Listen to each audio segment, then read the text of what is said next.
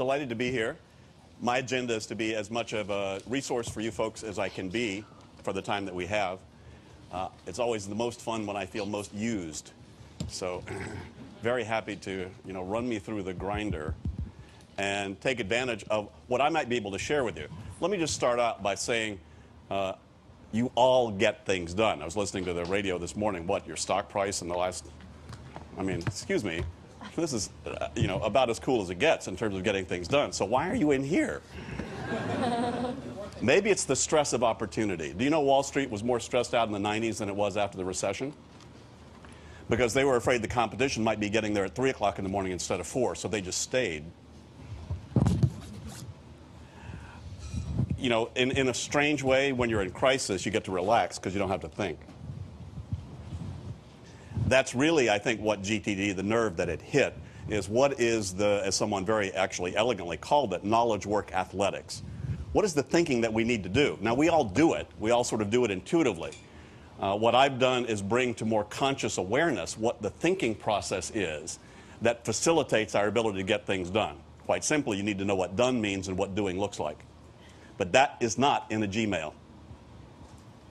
Any of you ever opened any one of your emails and it suddenly, by opening it and starting to read it, it suddenly goes ding, ding, ding, ding, ding. By opening and reading and accepting this email, here is the outcome you have now committed to about this. And here is the very next action step you must take to move toward closure to keep that commitment.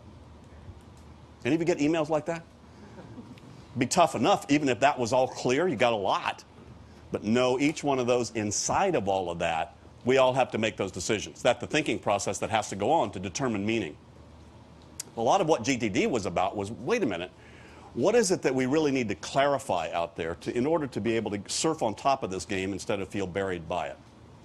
So if you're like me, I am a fellow student, by the way. Every single thing I'm going to share with you today, I fall off the wagon regularly and fast. By the way, it's very easy to fall off the GTD wagon, for those of you who are familiar with this. It's very easy to get back on. It's very easy to get out of control. Very easy to get back on, as long as you know how to do that. So a lot of what I did was just make more conscious the process of how we get back on in case you get off. So if you're on, this will just be a reminder about how you got there. A lot of people get on but don't know how they got there. They go, wow, I'm on, what happened? Then they fall off and they go, oh damn, what happened? As opposed to understanding, here's why I'm on, here's what I did that created that, that's actually a duplicatable event once you figure that out. So that's kind of what I did, was figure that out. And a lot of this is kind of after the fact. I'm really a behavioralist. I didn't start with theory and then try to make that work. I started with what works toward making things happen easier, faster, whatever. And then kind of backed up and said, no, wait a minute, what's the principle that lies behind that? For instance, have any of you in here sort of felt your back up against the wall and felt yourself sort of confused and a bit overwhelmed, and you sat down and you made a list and you felt a little bit better? Anybody ever do that? If you'd figured out why that works, you'd never keep anything in your head the rest of your life.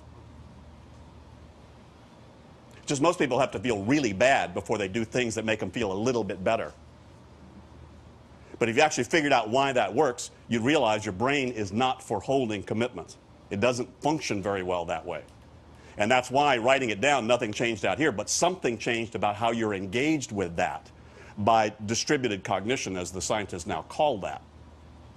I had a psychologist go through one of my seminars. She said, gee, David, you know what this is? I said, what is that? She said, distributed cognition.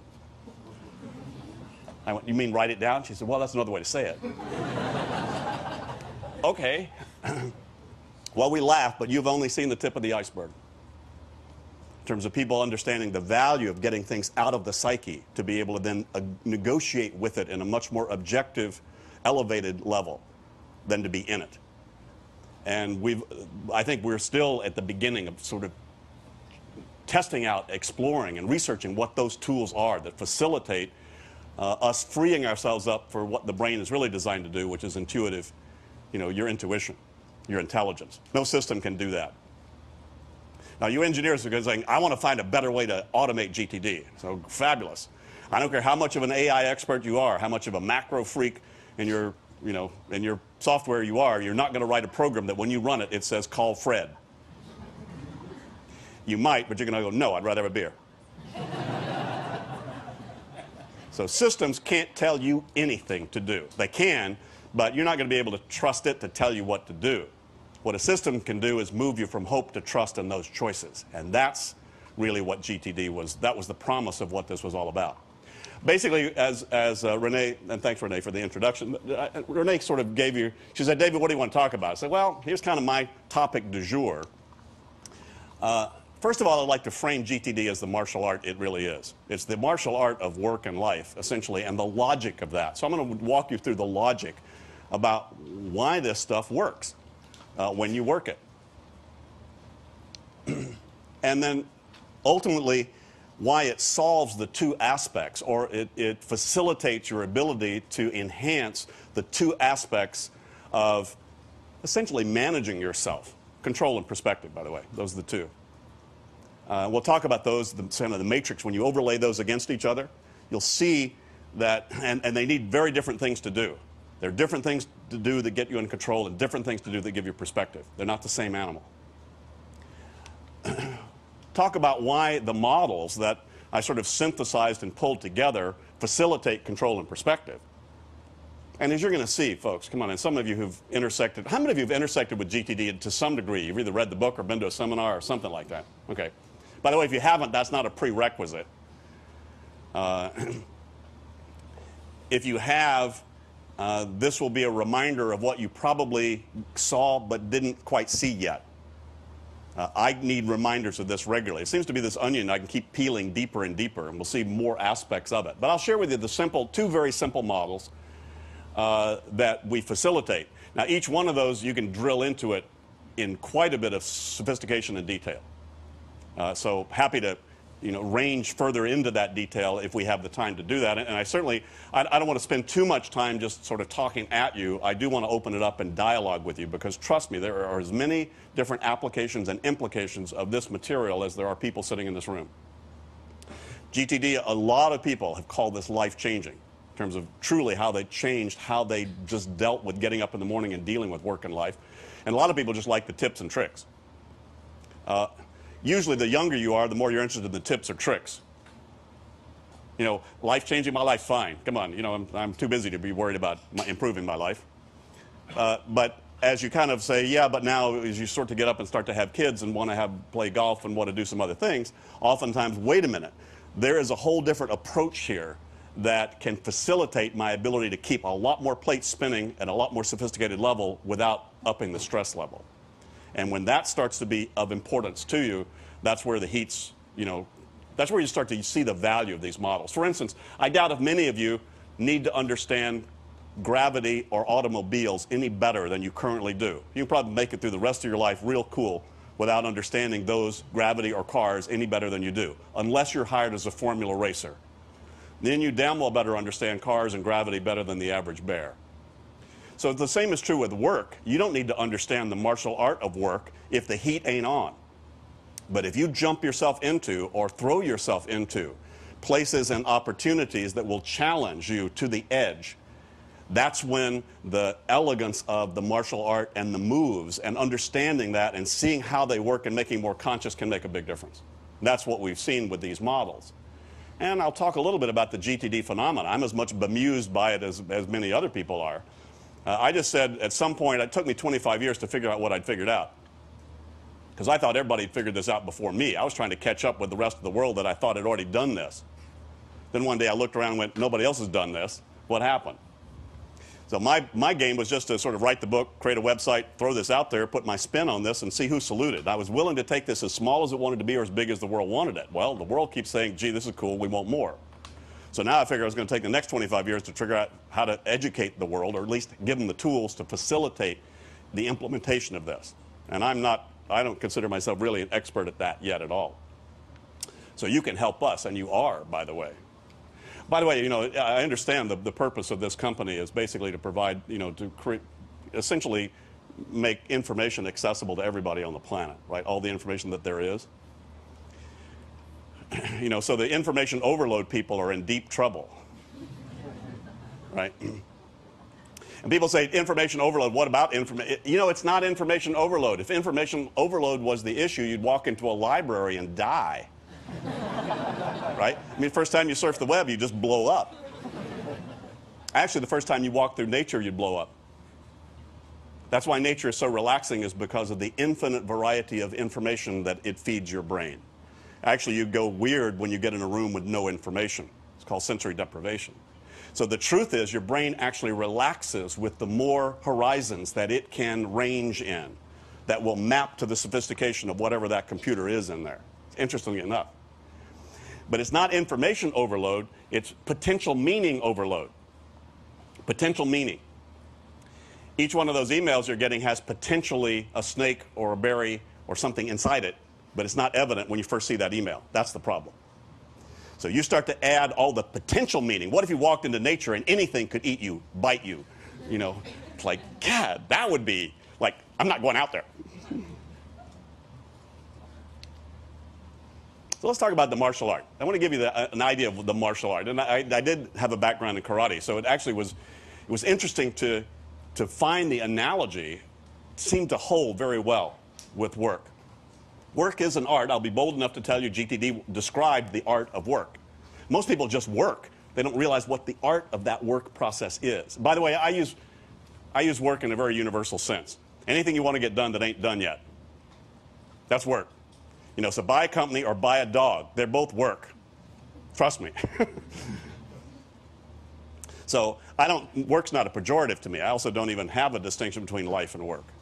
You know, I'll talk about that too. That's where this is going, is that's going to dissolve if it hasn't already in terms of you. But the martial art, martial deals with surprise.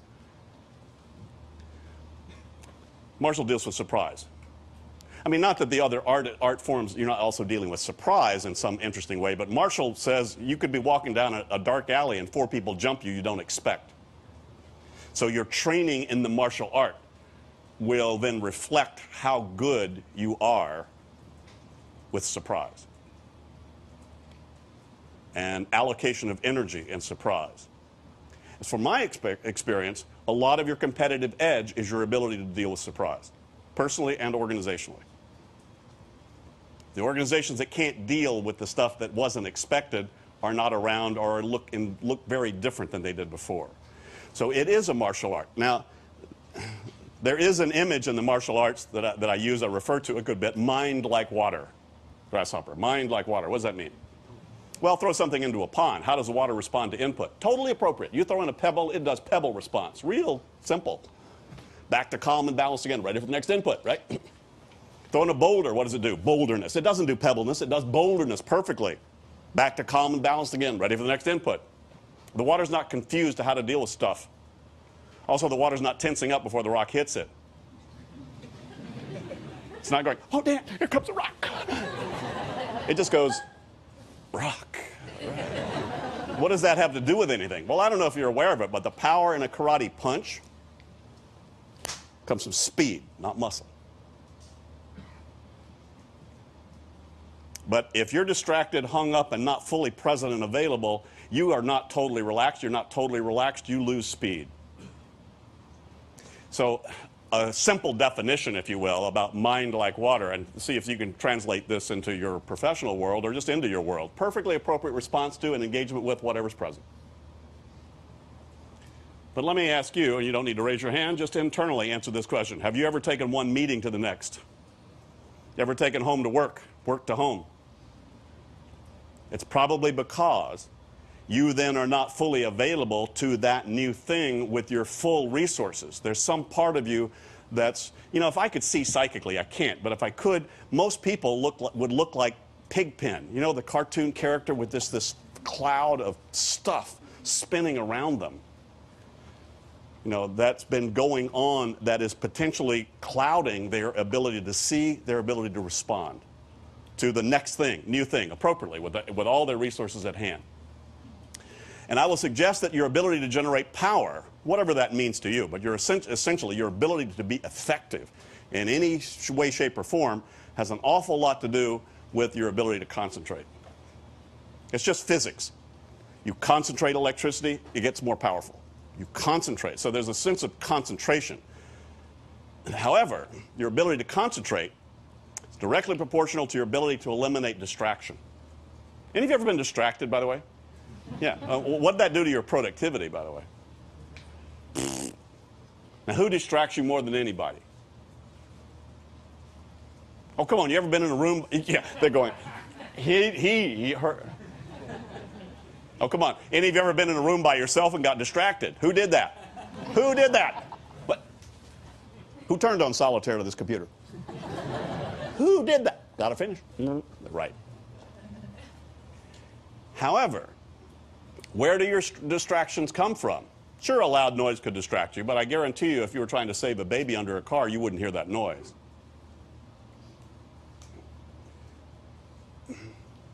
What is it that distracts you? Well, from my experience, this may not be the totality of it, but the vast majority of distraction seems to come from mismanaged commitments. Mismanaged commitments. By the way, I'm just curious, how many of you, since you've been sitting here this morning, have had your mind go somewhere that had nothing to do with what was going on in here? Raise your hand. Now, if where you went in your mind was just grazing out of fun, I'm just looking around, imagine that cool. Or if where you went was doing creative developmental thinking down track your brain has never been before that was maturing your thought process and adding value to life and work, I go, wow, that's a cool place for your mind to go. Don't pay any attention to me, stay there. How many of you would say, though, that where your mind went was something you need to do, you need to handle, you need to fix, take care of, see about, do something with? Yeah, that's what I'm talking about. Why did that pop into your head? By the way, did any of you make significant progress on it while you were sitting here? Could be. Possible. What did most of you do? Oh, you worried. Well, how effective of you. What a high performer. Let's go there. Waste time. Make no progress whatsoever. Just add a few more toxins into your bloodstream from the stress room that probably threw you into. You go there in your head. The partner says, I should be out there doing that. Another part of you says, but I'm stuck in here with this jerk. I hope he's good. Conflict, inner conflict, unresolved, still there. Where most of you didn't go in your mind was, where am I going to be a week from Friday at 3:15? Why? Because you trust that system. And the only reason the other stuff popped in is because you don't trust that system.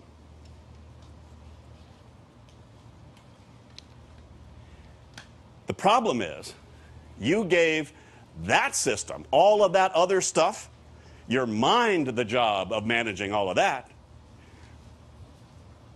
And it's a fabulous servant. But it's about 7 years old emotionally. Don't forget, we need, oh my God. And it wakes you up at 3 o'clock in the morning, beating you bloody about something you can't do spit about while you're lying there.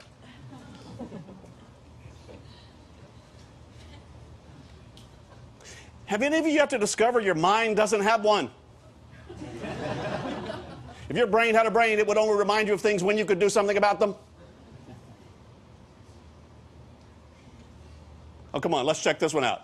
Honestly, how many of you somewhere out there in life, somewhere, have got at least one flashlight right now with dead batteries in it? Raise your hand. Tell me where and when your mind tends to remind you need batteries. When it's dark. This is not smart. If your brain had any innate intelligence whatsoever, it would not bother you about batteries at dead ones. Where would it bother you about batteries? When you pass the right size live ones, and hey, David, you need 2 AA's. They're on the shelf. Whoa, thank you very much. Look, if my mind had a mind, I don't need a system. How many of you woke up, since you woke up this morning until now, have thought of something you needed to do you still have not done? Raise your hand. How many have had that thought more than once? Excuse me. Aren't you folks busy? What makes you think you have the luxury to sit there having thoughts about things and make absolutely no progress on it? I'm sorry, folks. Once you're introduced to GTD, no excuse to ever have a thought twice. Unless you like the thought.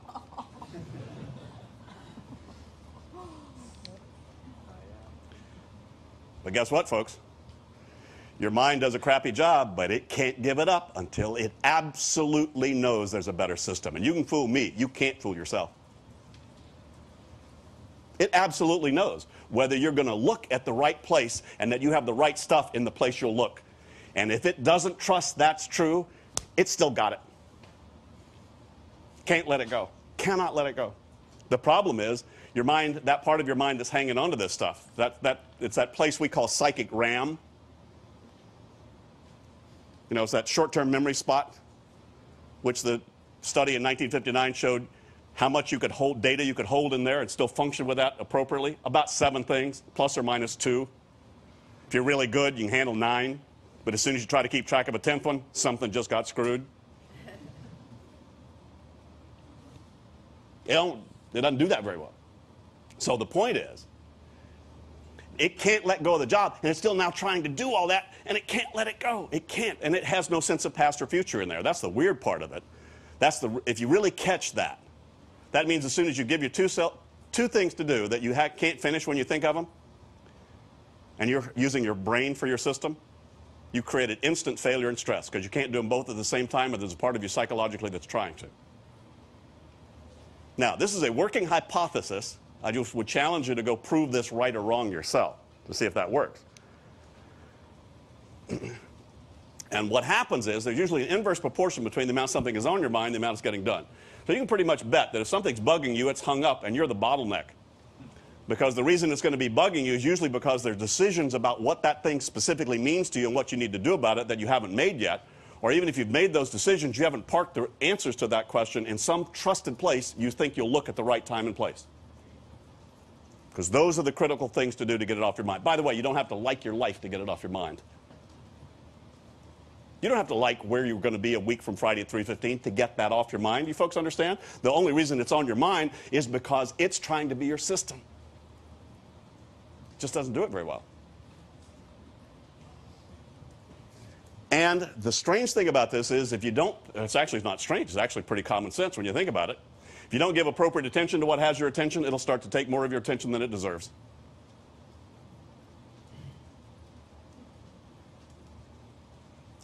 So you better start to pay attention to where your mind is going. There's a message inside of that. And if you're not dealing with it, it keeps going there, and it keeps adding fuel to the fire in terms of stress.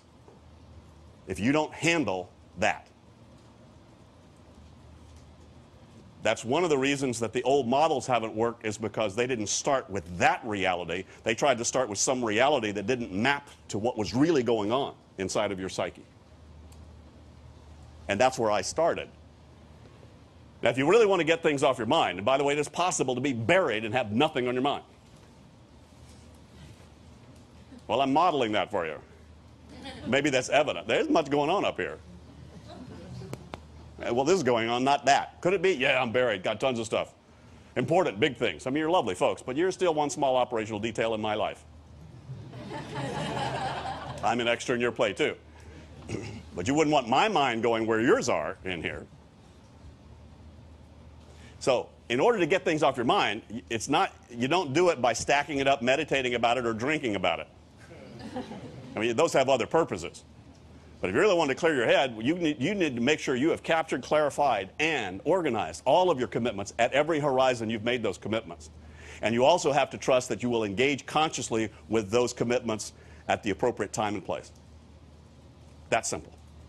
You want nothing on your mind? Make sure you've grabbed it, decided what it means, organized the results of that decision into a trusted place you know, absolutely know you'll see at the right time. Then your mind can let it go, and not until then. But it's possible to do. You've all done it with your calendars. And from my experience, your ability to refocus rapidly on the right things at the right horizon at the right time is the master key, the master technique of knowledge work athletics.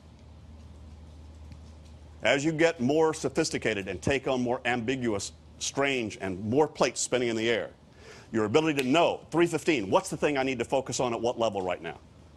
And to be able to shift that in an absolute moment's notice and have ability to manage that game, I think is the master key here. And since perspective is your slipperiest and it's the most valuable commodity you have, your life could be just in the worst dire straits by anybody else looking in, and you can still be on with the appropriate perspective. And your life can look fabulous, and you want to take your life if you have inappropriate perspective. So your point of view, your viewing point, your attitude, your altitude, those things are just so critical in terms of you being on. So anything that can help, anything that helps do that is going to help. Any of you ever lose perspective out there, by the way? Yeah, so anything that can get you back on. Wait a minute, now what happened and where am I? And we all do this. You wouldn't be sitting here if you didn't. Again, I'm just going to make it more conscious. Therefore, The two things that seem to be the most critical to manage are we need control, which means we consciously need to be able to feel like we're engaged in some intentional way and aware of all the options that that engagement could include. A good example is before you go on a vacation. You know when most people feel best about their job, from my experience? Well, not here, because you folks feel great about your job all the time. I know. I just walked around. It looks fabulous. This is the place to work, right? But from my experience in all those other companies, when most people feel best about their job, a week before their holiday. But it's not about their holiday. They think it is. What are you folks doing a week before you go on holiday? Cleaning up, clarifying, grabbing, organizing, and then renegotiating all your agreements with yourself and everybody else. I just suggest you do it weekly, not yearly. But everybody's got a reference point about what it's like to get that kind of control. Okay, they're going to feed the cats, and the sprinkler system's going to go, and then then the clients go. There's probably 3 calls, but I've got my people set up that can handle all that. Okay, that's what I mean by sort of get the whole environment, all the different aspects of it. That's a control piece. Perspective says, should you be taking the vacation, or what are you using the vacation for? And that means that I'm clear about priorities and directionality. In other words, there's some vertical alignment in terms of what I'm doing. These are two actually very different events. Most people have tried to blend them together. That's why it didn't work too well. You can look at it this way. I mean, in my old consulting days, obviously there's a 2x2 matrix sitting in my DNA. So let's matrix control and perspective, okay? They're actually different dynamics. On the bottom left quadrant, no control, no perspective. Who or what's that? Well, that's basically in reactive mode, driven by latest and loudest, right? Any of you ever find yourself there? If you're not there at least 6 times a day, you're stale. Oh, come on. Any of you ever leave a big meeting that just generated 14 billion cool, wicked, cool, and fabulous things to do, and just blew the hell out of how you're going to spend the rest of your day? That's what I'm talking about. Now I go back, whoa. I've got to now regroup. But it's out of, okay, now I'm in reactive mode right now. I need to move some other direction. Now, bottom right, high control, no perspective. Who or what's that? That's your basic micromanager. Any of you ever avoid making a tough phone call by reorganizing your desk? That's what I mean. You know, let me overstructure here. So there's a lot of overstructuring. Some of you work for one, some of you are one, some of you are married to one, I don't know. You know, there's the anal retention thing here. It's the bean counters that if you just count beans, you'd have no beans to count soon. So, but it's kind of the overstructure side of this thing. Too controlled is out of control, by the way.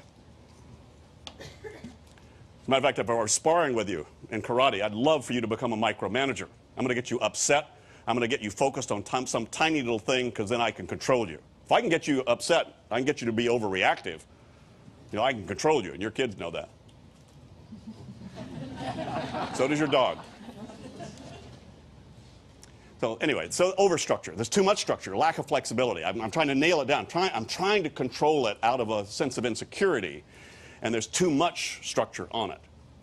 Now, upper left, who or what's that? High perspective, no control. That's your basic crazy maker.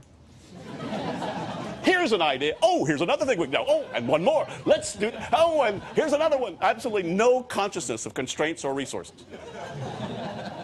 Right? Some of you are married to one, some of you work for one, some of you are one.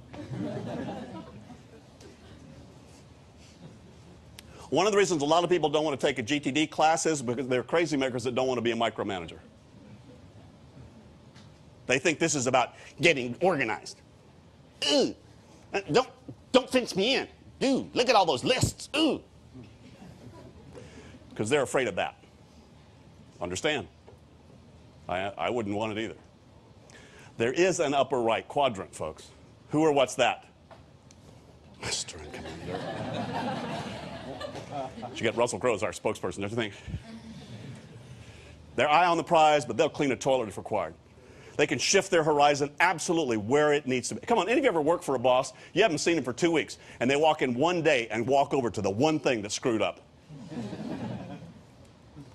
Because they got it in their gut.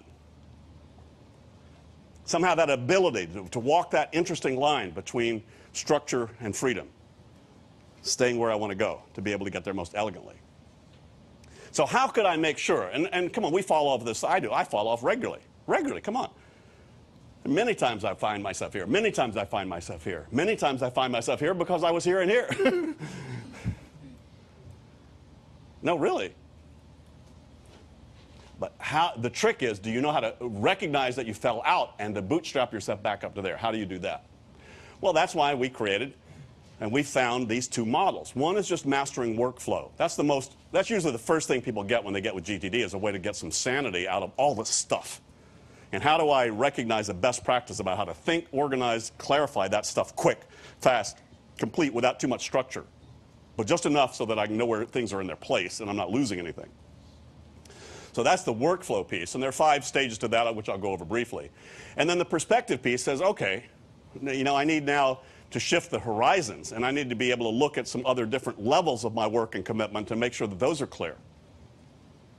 Different events here. And there's 6 horizons we found that seem to be functional for people to work with. Let me give you a sense of what I'm talking about. How many would say you have let reading material get somewhat out of control out there? If, you've got stuff to read and review just sort of strewed all over God and creation. It's all spread all over the place. Okay. If we said, okay, let's get control, one of us, Kelly or Wayne or one of our coaches, we'd walk in with you, tell you what, let's get yourself a box, let's get a label, let's label this thing, read and review, right? Let's go find what means read and review to you all around your environment. And we're just going to go find all the things that map to, you say, yeah, I want to read that. Oh, okay, I want to read that too. And we're going to put it in one big box. Big box. Big box. However, if we get it all in there, there's a part of you that will want to take us to lunch, buy us a bottle of champagne. Well, look, I'm in control. There's all my reading material. Wow, that's really cool. You're looking at a bunch of crap, but the rest of the world has no crap. Hey, if you put a fence around crap and label it, you're on. No. If you don't, it owns you. You got to name them, folks. If you don't name it, it owns you. You think we're kidding about a labeler? Don't kid yourself. Anyway, so now you got it under control, sort of. Say, okay, right. And then we say, okay, now let's go to the perspective side of the thing. Should we go through all that stuff and ask yourself, what should you be reading in there? How many of you are currently getting magazines that were something of interest to you 2 years ago, but the subscription hasn't stopped, but you haven't read those magazines, they just keep coming? Anybody got some of those? That's what I mean. Which subscriptions do you need to cancel right now, by the way, and which new magazines do you need to subscribe to? Now we're into perspective. So first of all, though, but if I walked in with a perspective conversation and said, hi, let's talk about what you should be reading and not, you're going, so guess which order we do this in. You've got to get control first. Now, the truth is, if you don't decide which magazines you really should be reading, it'll get out of control again. So these things are very closely tied together. If you lose perspective, you'll also lose control. And if you get out of control, it's impossible to have the right perspective. So there's a high correlation between these two events. If you are going to get control, and this is our 5 stages. If you read my book, this is chapter 2, and there it'll get to you. Actually, part 2 walks you through our coaching process.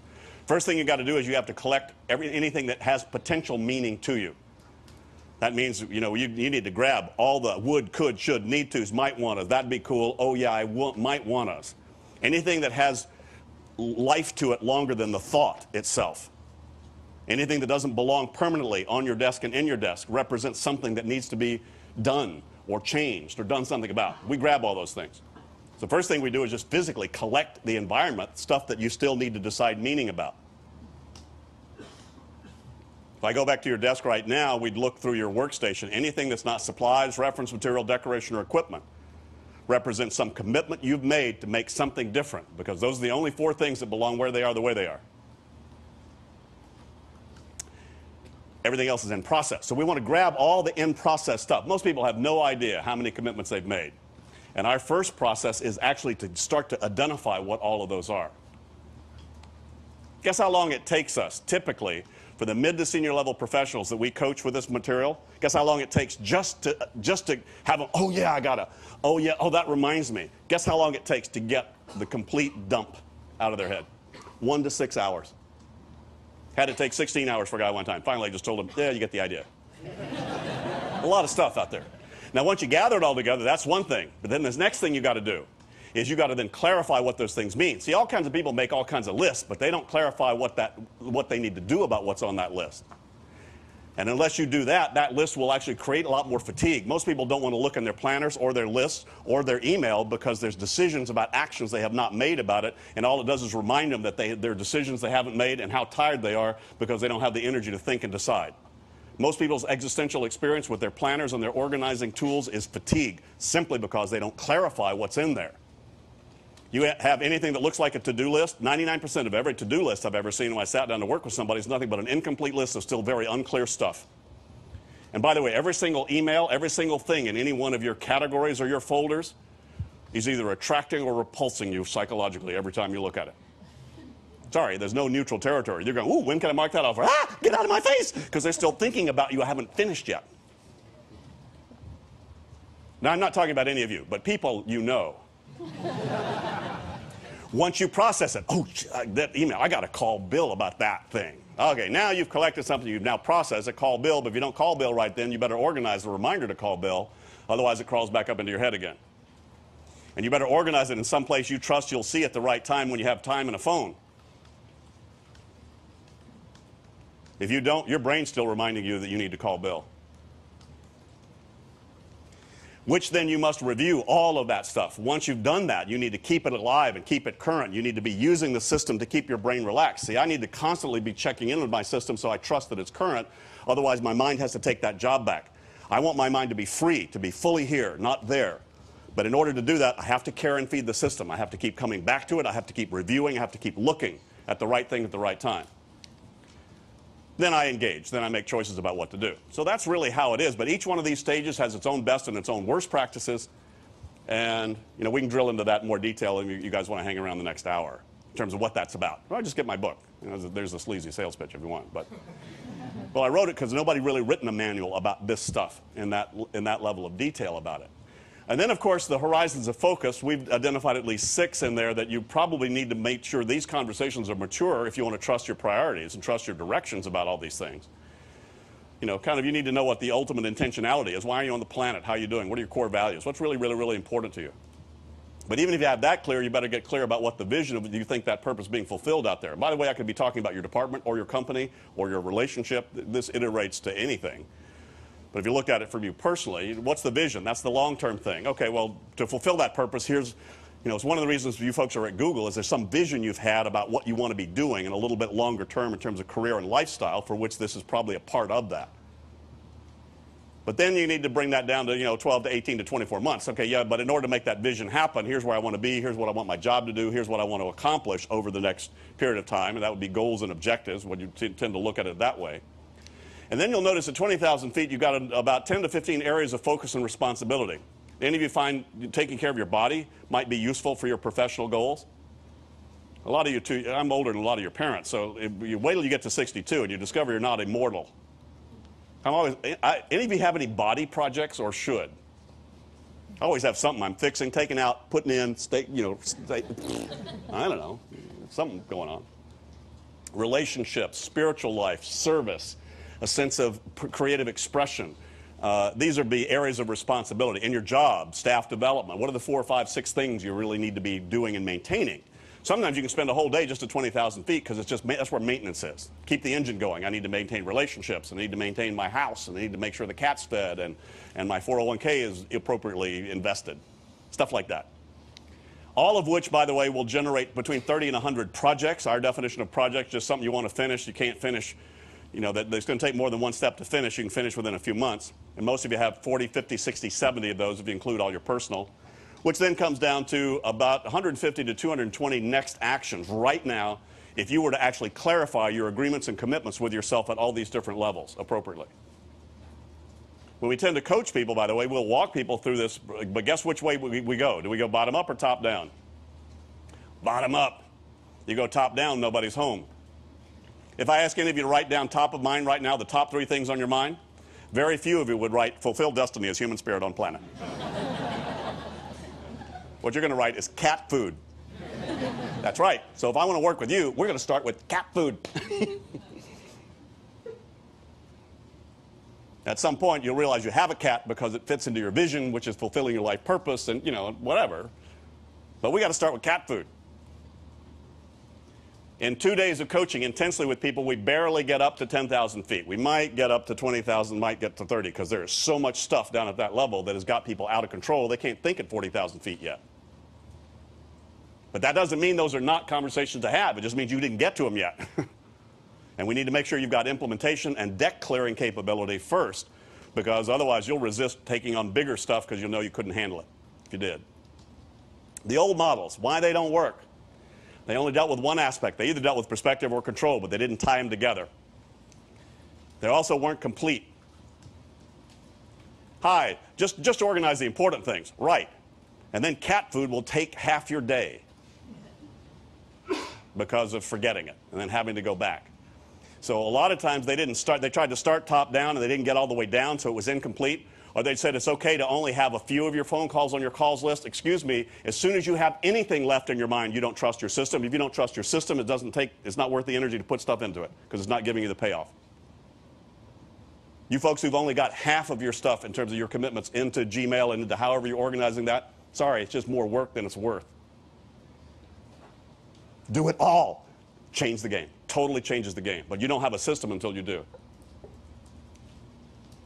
They also compressed the models. They said, oh, any of you ever sit down and say, I need to get organized? And you tried to collect, tried to prioritize, tried to clarify, tried to organize, tried to review all in one fell swoop, and you blew a fuse. Go, doesn't work.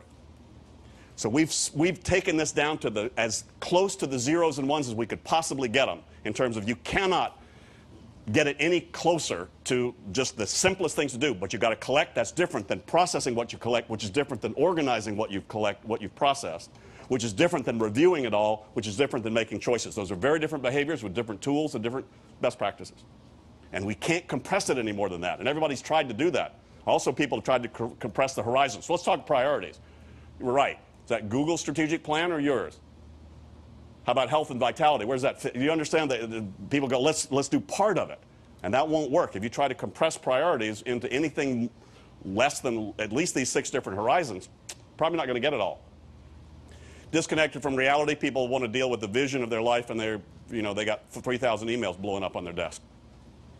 It just didn't map to where people really were psychologically. And they were system dependent. Hi, my system, my way to organize this is the best way to do it. If you folks get GTD, you'll see we are system agnostic. It doesn't matter. You want to write it on a body part? Fine. Doesn't matter. Just make sure you don't wash it off when you need it. Mine is like, what's the purpose of this? Clear my head. I call whatever system keeps my head clearest. That's what I'm going to use. That's the driver. How I came up with all this, I needed a better job. After 35 professions, by the time you're 35, consultant or flake are your only 2 options. I'm the laziest guy you ever met. I'll stand toe-to-toe with any of you on that one.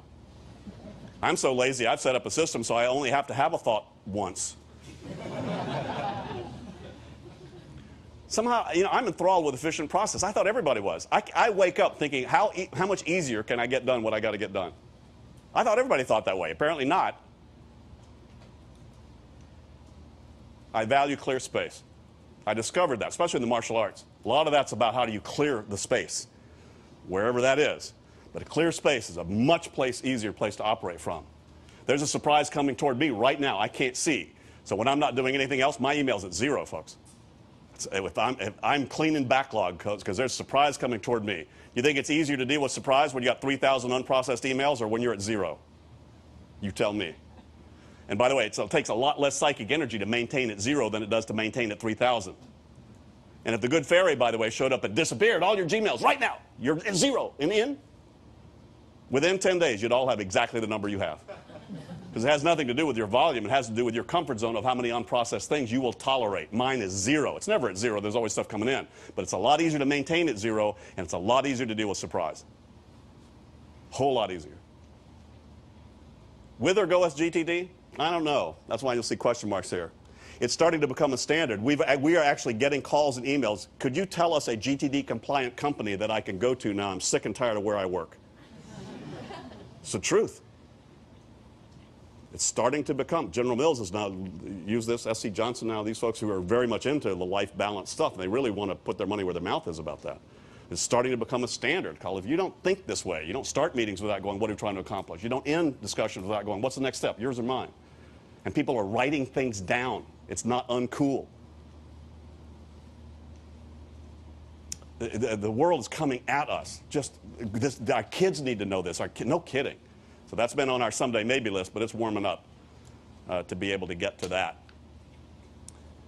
Work-life balance is a hoax. Just using that vocabulary is reinforcing something that's just bizarre. There's just what's next.